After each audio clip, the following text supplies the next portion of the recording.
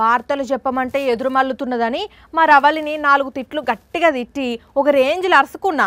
ఖాతం అప్పటి నుంచి ఆఫీస్కి వచ్చుడు లేదు, వార్త పట్టుకొచ్చుడు అంతకంటే లేదు. పోని ఇంటికన్నా వస్తుందా అనుకుంటే అది లేదు.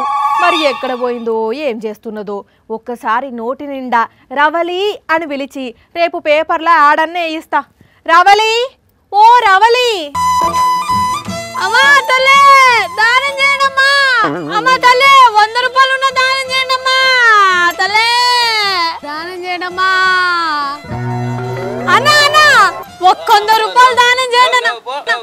100 రూపాయలు ఇస్తే నీ సొమ్మేమన్నా పోతుందా అన్న? ఆగో మా రవలి లెక్కనే కొడుతున్నది.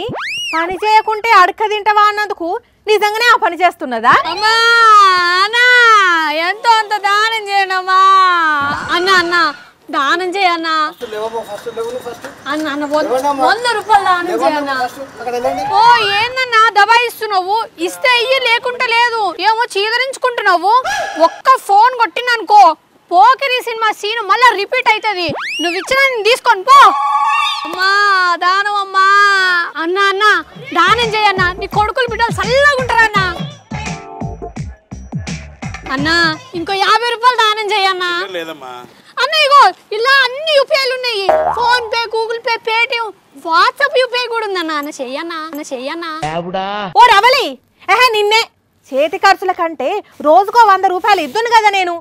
ఏంది నువ్వు చేస్తున్న పని? అబ్బా చూసిందయ్యా గయ్యాలి. కనీసం ఈ పని అన్న చేసుకొనియవా? అమ్మా దానం చేయరమ్మా.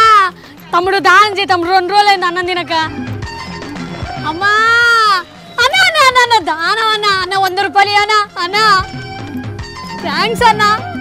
బిర్యానీ తింటా బాబు. ధర్మం బాబు. బాబు డబ్బులు బాబు. స్కాన్ చేస్తావా? 200 బాబు. చేసినావా? థ్యాంక్స్ అన్న. థ్యాంక్స్ అక్క. అమ్మా ఇవాళకి చాలు. మంచిగా క్యాబ్ బుక్ చేసుకొని ఇంటికి పోతా. ఓ రవలి పిల్ల, నీకు పిచ్చిగిట్లా పట్టిందా? అసలు ఏం చేస్తున్నావో అర్థమవుతున్నదా? జల్దిగా వేషం తీసిట్టురా. ఓ పిల్ల నేను వేషం కట్టలేదు. నా ఒరిజినల్ గెటప్ ఇదే. నెత్తి మీదకి వెళ్ళి గుద్దితే పెయిన్లు అన్ని చేస్తాయి. ఏమనుకుంటున్నావో? నీ దగ్గర పని చేసే కంటే ఇదే బెటరు. నీతో సోపతి లేదు ఏం లేదు. అంటే కొలువు చేస్తలేవా ఇప్పుడు? కొలువా? ఇంకేం కొలువు? నువ్వు ఇచ్చే పైసలు ఆఫీస్ ఆటో ఖర్చులకు కూడా సరిపోవట్లేవు, షాపింగ్ లకు కూడా సరిపోవట్లేవు. ఇంకేడికొస్తా నేను ఆఫీస్ కి? అచ్చా అట్లనా? నన్ను పైసలు అడగొద్దిగా చెప్తున్నా. ఏహే నువ్వు అడగకపోతే అదే చాలు. నేను అడుక్కునే దాంట్లో పావుల వంతు కాదు నీ జీతం. అబ్బా అడుక్కుంటే అంత వస్తాయా? ఎవరేస్తారో తమరికి? కోట్లు వస్తాయి.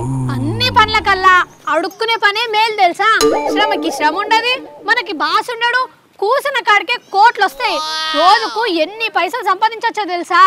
ఇంకా జాతర కనుక పడ్డది అనుకో ఇక చెప్పనవసరమే లేదు. అబ్బా అడుక్కుంటే అంత వస్తాయి అంటే ఈ కొలువులు ఎవరు చేస్తారు? ఇంకా అందరూ నీ లెక్కనే ఓ చిప్ప పట్టుకోరా? అరే చెప్తే వినాలే. బీహార్ లో పప్పు అనే అన్నను వాళ్ళ ఇంట్లో ఏం పని చేస్తారేవో అడుక్కు తింటావా అని అంటే ఆ అన్న కోపంతో జేబులో 2 చేతులు పెట్టుకొని సీదా బొంబే రైల్వే స్టేషన్ పోయి కూర్చున్నాడు. అక్కడ అన్నను అడుక్కు తినేటోడు అనుకోని అందరు డబ్బులు వేసేసరికి ఒక్క రోజులో 3500 వచ్చినాయంట.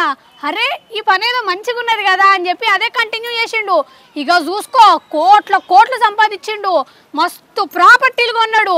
వాళ్ళ పిల్లల్ని ప్రైవేట్ స్కూళ్ళలో చదివిపిస్తుండు. మంచిగా బంగ్లాలు, కార్లు, ఫుల్ పైసలే పైసలు తెలుసా? నిజమేనా? నమ్మొచ్చా? అరే నిజమే నేను చెప్పేది.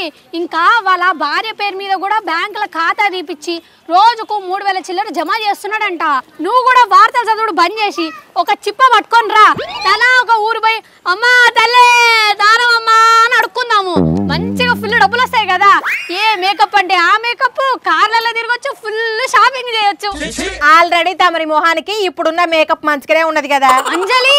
అందరు అట్లనే అడుక్కుంటే ఏసేటోళ్ళు ఎవరుంటారు చెప్పు? ఇప్పుడు ఏం చేయమంటావు మరి? చక్కగా ఆఫీస్కు నడు, వచ్చి వార్తలు చెప్పు. సర్లే ఈ డ్రెస్ మార్చుకొని ఆఫీస్కి వస్తుంది. నువ్వు మంచి బట్టలు వేసుకున్నా అట్లనే ఉంటావు గానీ వచ్చాయి, ఏం పర్లేదు.